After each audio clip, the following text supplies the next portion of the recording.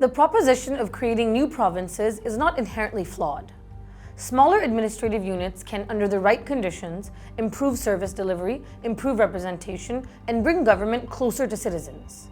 Yet introducing such a debate without preparing the political, financial, and administrative ground risks creating fear, mistrust, and unnecessary polarization. Before asking whether Pakistan needs more provinces, the more fundamental question is whether the state is institutionally, fiscally, and politically ready to sustain them. Pakistan's history reflects a recurring tendency to experiment with systems of governance. Since independence, the country has moved through the governor-general system, parliamentary democracy, presidential rule, military governments, hybrid arrangements, the one-unit scheme, its abolition, and extensive devolution under the 18th Amendment.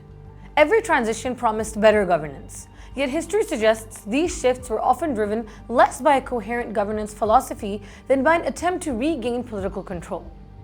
The elite repeatedly confused governance with control, assuming that altering constitutional or administrative structures would automatically produce better outcomes.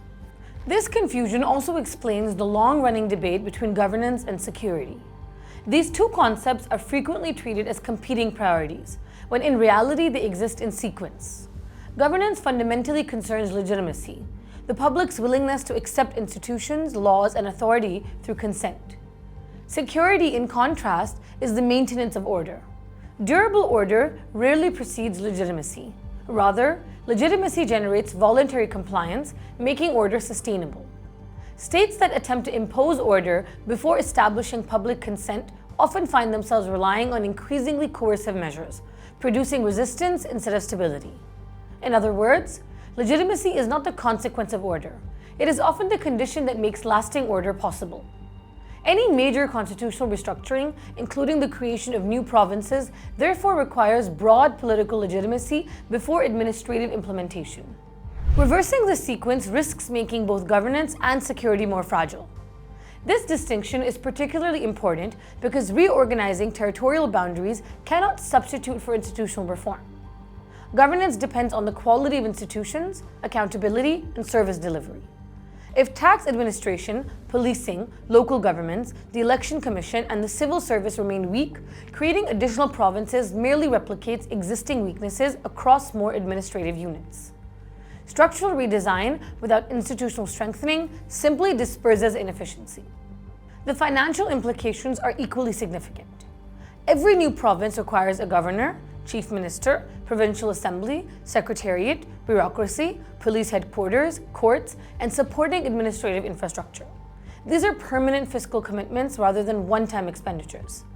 Pakistan is already struggling to finance reforms in institutions such as the Federal Board of Revenue, local governments, and electoral administration while operating under severe fiscal constraints.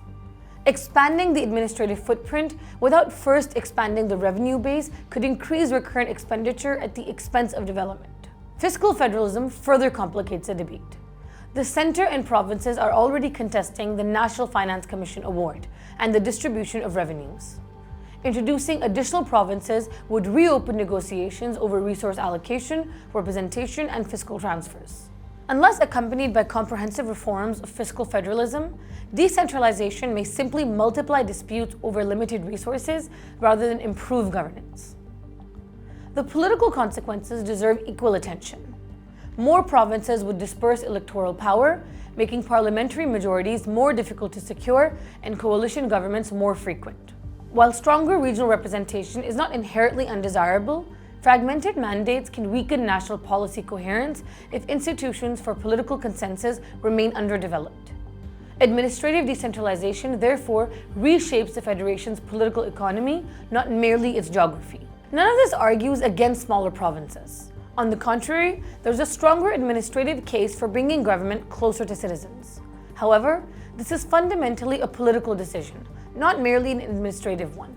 It should emerge through political consensus, constitutional debate, fiscal planning, and phased implementation. Most importantly, it should be preceded by strengthening institutions and building public legitimacy. Governance must create the consent that sustains the state. Security and administrative efficiency can then reinforce that legitimacy. Attempting the reverse has repeatedly complicated Pakistan's history.